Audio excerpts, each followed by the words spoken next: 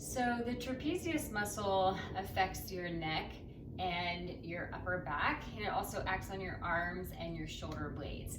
So I did an anatomy video about the trapezius. You can go and watch that on my YouTube channel or in my Instagram videos at any time if you want more information. But basically, the upper trapezius, or the upper traps as people tend to refer to them, can really play a role in your neck and shoulder tightness. They're also part of your secondary breathing muscles. So if you breathe up in your chest or you're taking short breaths a lot, that also can make the upper trapezius tight. And one way to sort of bring the upper part of the trapezius muscle back into harmony is to work the middle and lower trapezius, okay? So that basically kind of takes the shape of a V coming from your shoulder blades down into your upper mid-back area. And you can work with this in neutral spine. You also can work with it in a little slight spinal extension, and then doing some different arm exercises that can help strengthen it. So it's really important to strengthen it in a healthy way, and you usually need to do this with light weight or no weight at all. So I'm going to show you 3 different exercise variations that you can play around with, see what works best for your body. I have some props here. You don't need the props that I have. I'll give you modifications or different ideas for each one. So basically what I have is a foam roller. I have a small set of hand weights, and then I have a bolster to lie on for the second exercise. All right, so for any exercises that we're using weights, you can use anything between 1 and 3 pounds. You can also grab a water bottle or a can of food from your pantry if you don't have any weights at home.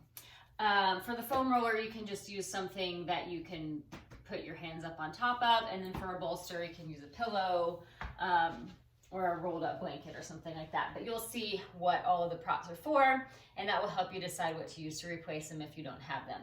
So for the first exercise, we use the weights.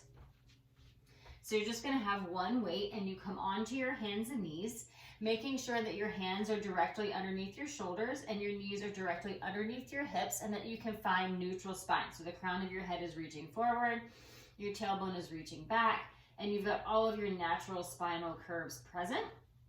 And then you're going to stay centered in your weight, right? So the whole time you're doing this exercise, you want to make sure that you're not shifting your weight. So we'll be lifting your right arm up and down. You don't want to shift over to the left side. When you use your abdominals, use your breath, and use your strength in your body to keep your weight centered as you're taking that right arm out. So just move the weight out of the way. So we're just going to start with the arm pattern, so you can see what it feels like. So I'm just gonna slide my right hand out to the side and then rotate so my thumb is pointing up toward the ceiling. Inhale, and then as I exhale, lifting that arm straight up to the side and then lower down. So let's just do 5 like this. 2, and down. 3, exhale, inhale, down. Exhale, 4, and 5.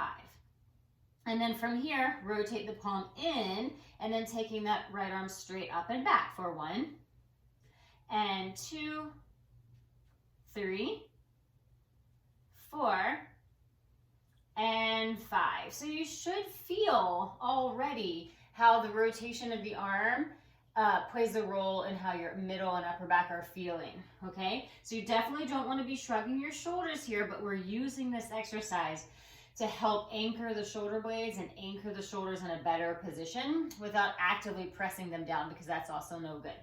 All right, so now grabbing onto the weight, and we'll try it. Inhale here, and then exhale, just lift that arm up. Inhale, down. Keeping the weight centered. 2, and 3, and 4, and 5, 6, 7, 8, 9, and 10. And now rotate the palm in and bring it straight up and back for 1. And you want to make sure that your shoulder isn't moving at all. 2. So I'm just lifting my arm. 3. And you can see my shoulder joint is staying in place. 4. You might also feel your triceps working here. Never a bad thing. And 6, 7, and 8, 9, and 10. All right, so rest. And then we'll go to the other side. So I will stay facing the same way so you can see it from a little bit of a different angle. Move this out of the way. All right, so just starting 5 without the weight, just to get your body in a good place. Making sure your hip points are in line with each other. Again, you're in your neutral spine. Slide that left hand out. Rotate the palm forward, thumb up, and then lift the arm for 1, 2, 3, 4, and 5. And you can see that I did not shift way over here, right? If I shift way over here, I'm sort of not really helping myself, yeah? All right, palm faces in, and then lift that arm straight up and back.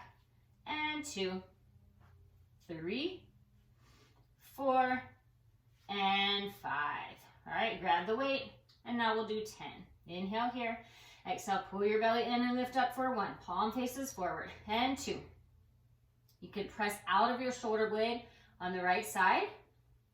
5, 6, 7, 8, 9, and 10. And then palm faces in and lift the arm up and back for 1, and 2, 3, 4, 5, 6, 7, 8, 9, and 10.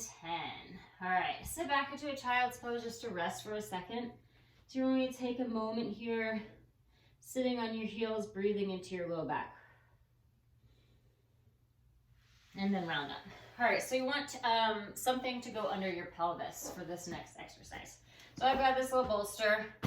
You can use a pillow. You can use like a couch cushion pillow is good because they're hard and they don't sink as much. Or you know, just roll up some blankets, fold up a couple blankets. And then you place your pelvis right on top of that surface and then lower down, lower your head all the way down to the floor or the mat. So you want to make sure that you're pressing your hip points and pubic bone down into the surface and pulling your belly in and up. Arms are by your sides bent so that you can press into your arms for this first part. So you just lift your head, and you want to lift your head, neck and shoulders until your spine, see my spine is pretty neutral here. I'm not going into extension yet. I'm just lifting up, but because I'm on top of this bolster, I'm giving myself some leverage. And as I lift up into this neutral spine, I have to activate my spinal muscles to be in neutral, yeah?